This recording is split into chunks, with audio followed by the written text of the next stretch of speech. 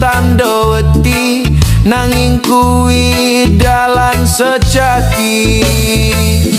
Suradira cahya ning rat lebur dening pangastuti ati adem ngalahke geni tresna ngalahke sengit iki aja seneng gawe piala urip mung mampir ngombe wae sing sabar bakal mulia sing welas bakal raharja.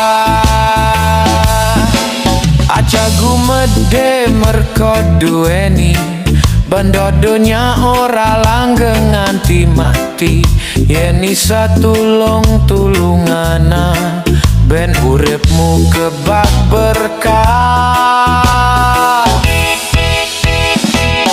Gunung dhuwur iso erosi segara cembar isen duwe tapi nanging ati sing kebak welas bakal urip langgeng ning kenangan.